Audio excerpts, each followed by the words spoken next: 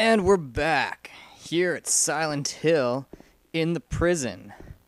And I'm your host and guide, Chris13. Now, I've still got quite a ways to explore, so I get the feeling not much is going to happen in this episode. So I'm going to use it as a time to recap what's happened. Maybe try and explain something, because I think we're coming up close. Well, maybe not super close to the end of the game, but we're at least over the halfway mark. So I figure now if I'm going to accidentally drop any spoilers, this at least I'm not doing it right at the beginning. This is at least a bit of a better time. And the reason I haven't really talked about the game too much is because I'm really bad at dropping spoilers. And if it was the beginning of the game, I'd have totally told everything by like, hey, here we are in Silent Hill, which isn't actually Silent Hill, it's a nightmare. And the reason I'm saying that now is because if you guys haven't caught on to it, well, yeah, you're a bit behind. Bit behind on the times. This is kind of like last week's stuff. Anyways, yeah, that's right. This is Silent Hill. Like, it's not like we're sitting at home dreaming like we are here. Except it's...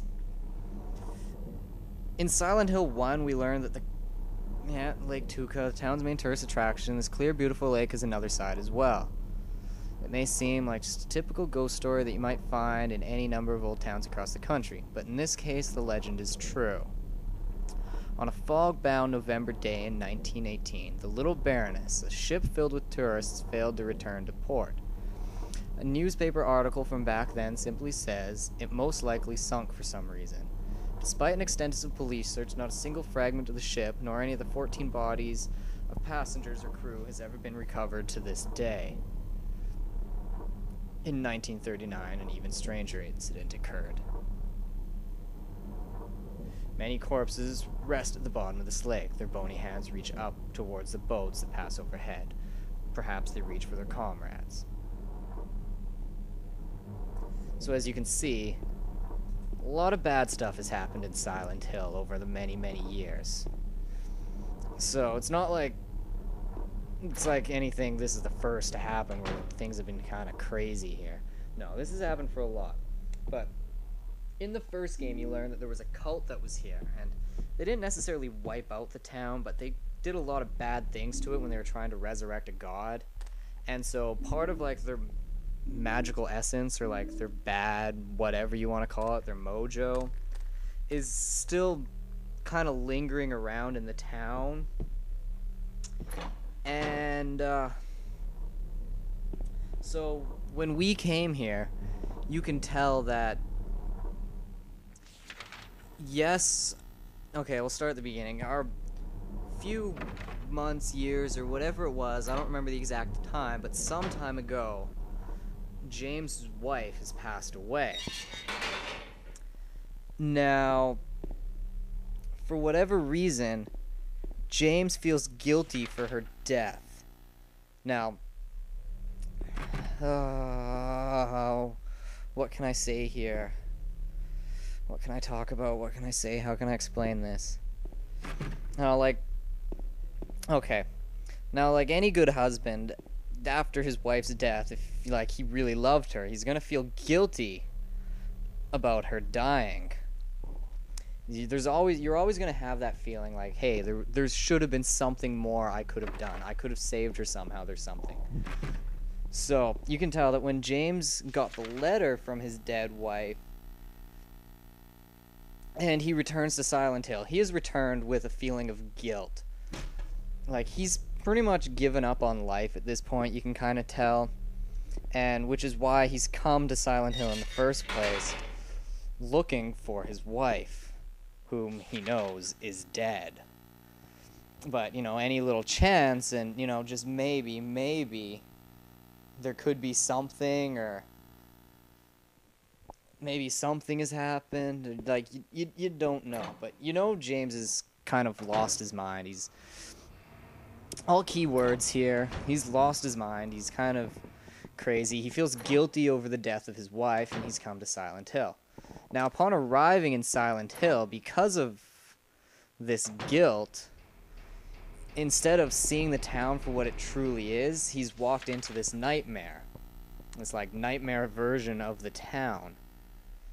Now, yeah, it hasn't really straight up explained that, but you can tell that's kind of what's happened. And yes, it was a nightmare version of the town even when he first showed up, not just when everything went all crazy in the hospital. When everything went all crazy in the hospital, everything actually just got worse. Like, he fell deeper into his nightmare. Now, a funny theory that we actually had when I played this game the first time, like I played it with 2 friends, and one of them had a theory that all of these monsters that you're seeing around aren't actually monsters, but they would be the citizens of, like, regular Silent Hill that James is just perceiving as monsters because he's insane here in this nightmare version.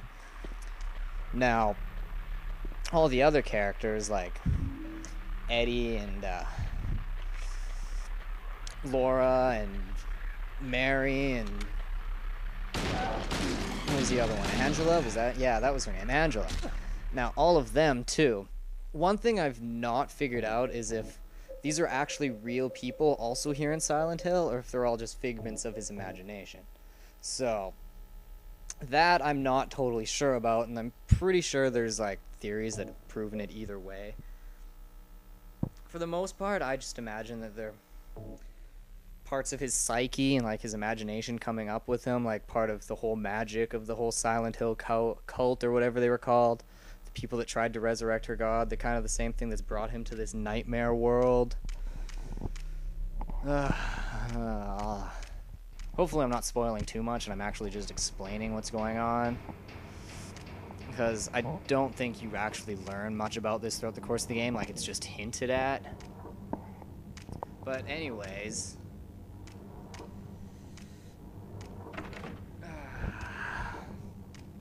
where was oh crap, I've totally lost track of what I was talking about. Entering town, Silent Hill was a nightmare, still a nightmare. This game is becoming a nightmare. Where have I got left to go, Mare?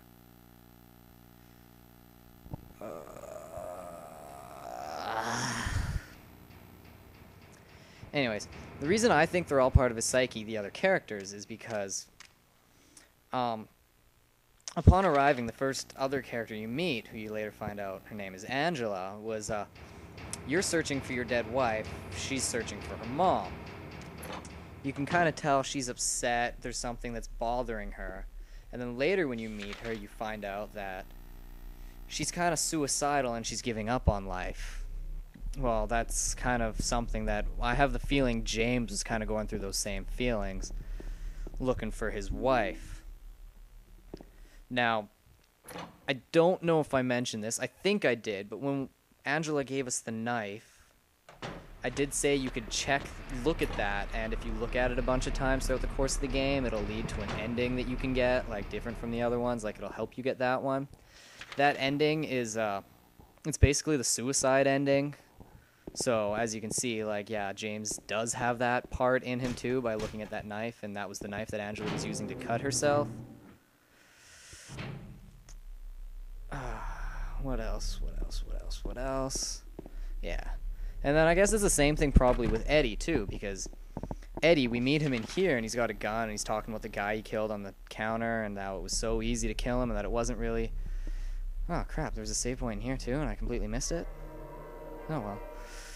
We don't really need to save, but, yeah, Eddie was, had the guy in here, and then he killed him, and he kind of admitted to it before, saying, no, I didn't, because he was picked on and made fun of. Now, I don't know if James is picked on or made fun of, but Eddie's talking about how easy it is to kill people, which kind of makes you wonder if James has killed someone in his life that he feels bad about for whatever reason, someone that was kind of hurting him or doing something. But when we first met up with Eddie, too, he was in the bathroom throwing up.